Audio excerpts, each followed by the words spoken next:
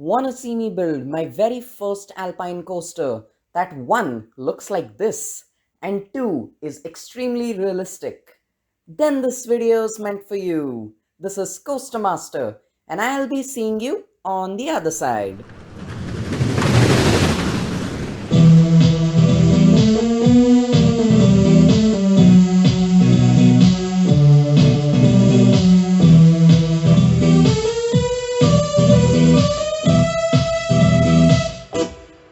Hi friends, this is Coaster Master here.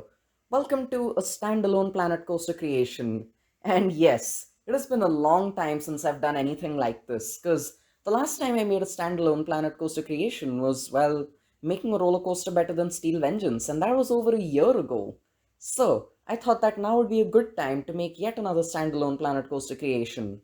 And, well, I decided on making something that you normally wouldn't think of making in Planet Coaster, and that is a mountain coaster. And the first problem that arose when I decided to make this coaster was obviously the model itself, because Planet Coaster doesn't have a model for mountain coasters. So I had to improvise, and I decided on using, well, ironically, a wooden wild mouse. Yeah, a wooden coaster to make a steel mountain coaster. A wooden coaster that is known to be compact and cost effective to make a mountain coaster. Well, there are two reasons why I chose this. First, this is the only one with track that kind of resembles what a mountain coaster's track looks like. And two, the more important reason why I chose this is because, well, it has single-seater trains. I mean, it has double-seater trains, but nothing in Planet Coaster has single-seater trains. But this also had single-row trains. So yeah, it was the only thing that kind of looked like a mountain coaster, so I had to work with it. And honestly, it looks pretty good, and I would be fooled if I mean I would definitely be fooled if someone told me this was an actual mountain coaster model. Yeah, I think it works fairly well. But that was not the biggest challenge. Without question, the biggest challenge was the terrain, but that's something I'll come back to later. What I really want to talk about right now is the making of the track. So normally I would spend hours smoothing the track of the roller coaster just to make it not rough and mostly make it comfortable. But well, here I decided to do something different. Here I intentionally made the track pretty rough. And the main reason for that is because mountain coasters, they have some jerky moments. They have sudden shifts in direction, and their tracks aren't smooth. That's because mountain coasters, they are what you would call independent coasters. For example, you know how we have indie movies, right? And we have big budget studio movies. So you may think of normal roller coasters like your B&M Hyper, or even smaller scale coasters like a Zamperla family coaster. You may think of these as studio made movies like The Avengers or Batman Begins or Dune. So anything like that. But a mountain coaster, it's usually done by an independent person. It's in many cases it's homemade. Of course, there are some companies that make mountain coasters like Wygand. I hope I'm pronouncing that right. But yeah, Wiegand is one of very few companies that makes mountain coasters, and in many cases the mountain coasters are handmade, and they definitely have a certain charm to them, just like a lot of independent movies do. So yeah, and yeah, if you don't know what an independent movie is, it's a movie that's not made by a studio. An example of this is Lady Bird. Yeah, I think Lady Bird, that's old. I don't know. I'm not keeping track of independent movies right now, so I don't know what was the most recent independent movie made. But yeah, these this coming back to the mountain coaster. um, the mountain coaster, well, I've intentionally made its track pretty rough. I've intentionally made some pretty awkward transitions that you would normally not have in a normal coaster.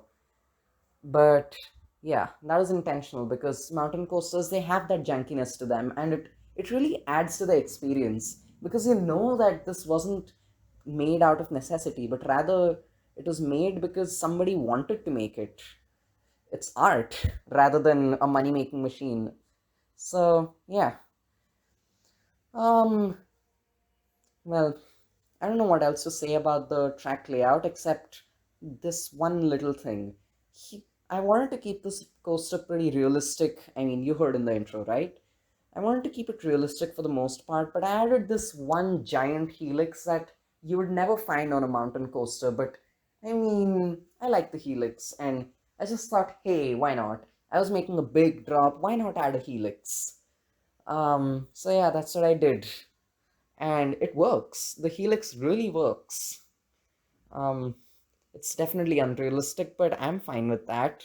After all, I this is my mountain coaster. I'm making it for myself, not for anybody else. I mean, sure, I'm making this for video as well, but mainly I made it for myself because it's been a long time since I made a coaster for myself and myself only. Yeah, I've made a few coasters for contests and a few really unrealistic coasters to boost to a few unrealistic coasters to gain some more views and to get subscribers. It didn't work. Yeah, so I tried that, but it never really worked for me. And this coaster, well, I thought to myself, hey, let me make an Alpine coaster just for the fun of it. And yeah, that's what I did. And guess what? I had a blast making it. So I don't care if this video doesn't get views. Sure, I did what I could to promote it, but if it doesn't get views, I'm honestly fine with that. Because I didn't stress over the recordings. And yeah, while I did make the editing look seamless and I tried to add as few jump cuts as possible to make it look like one long cut, you can definitely see somewhere you can definitely see the edits somewhere, but overall it's pretty smooth editing by my standards. Um, yeah. So as you can see, the track it's being completed, and to finish off this coaster, I added a couple of helixes. I mean, they work fine. I wasn't really thinking of adding them initially, but I thought, hey, why not? So I added them, and I added one final airtime hill, and I added one final S bend actually to finish off the coaster. A really wide S bend, because that's what you'd expect to see on a coaster like this. So now comes the part where I do a lot of terrain editing, and I mean a lot of it. So I had to make all the supports disappear because in most mountain coasters you can't really see the supports, and I wanted it to be like this over here as well. Sure, I could delete the track supports, which I did in the end, but I decided not to do it initially because I wanted the track to be as close to the terrain as possible. Even if that meant making the mountain look like even if it meant making the mountain look like a screw. But yeah, I had to do a lot of terrain editing, and sometimes it looked seamless, sometimes it didn't, but overall it looks pretty nice, especially for the first time making a mountain coaster. I think I've done a fairly decent job.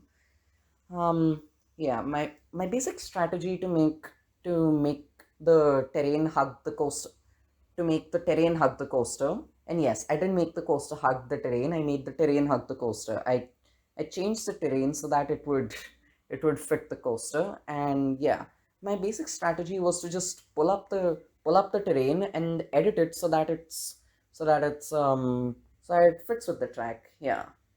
So that worked most of the time, but here in this very section, this very tunnel was very difficult to build. And I'm not exaggerating. This is without question the hardest tunnel I've ever made in Planet Coaster, just because I had such little room to work with. Originally I wanted this to be a head chopper where if you put your hands up you can practically touch the track above you, which by the way I think is the case in a couple of independent mountain coasters, but I might be wrong. But yeah, I wanted it to be like that. However, I realized after making the coaster that it's not, that I have to make a terrain coaster. So I had to make sure that this coaster went over the terrain and went under itself through a tunnel. So I had to make a really, really thin strip of tunnel around the track. And yeah, that was really difficult. And it looks kind of weird even now, but well, there's not much I could do about it. So yeah, it's okay. And I had to create a lot of other tunnels, none of which were nearly as difficult as the first one, thank goodness. So yeah, although there was one other tunnel which I will come to later, which was particularly difficult just because of the length and the shape of it. I'll come back to it later, but right now, considering what I'm showing you, it's just the same things, and there's no need for commentary right now. So I'll just leave you with a quote. Wise men speak because they have something to say. Fools because they have to say something. And I don't consider myself a fool. So, cue the music.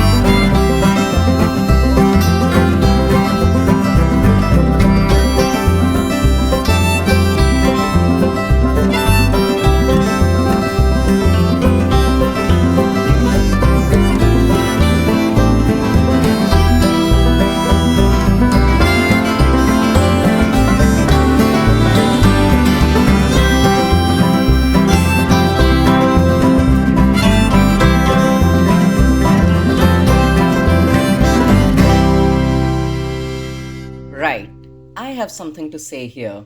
So, yeah, this was the tunnel I was talking about that was just really, really difficult to make.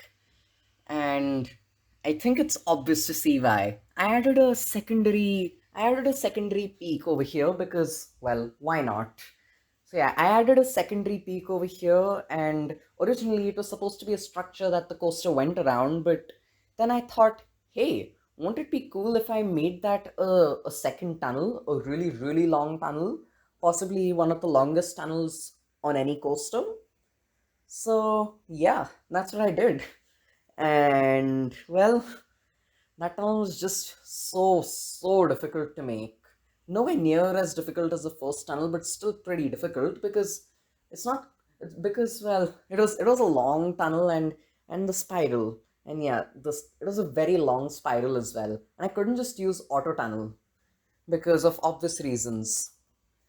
Well, it's because auto tunnel didn't work. But the real biggest challenge here was it was just the God.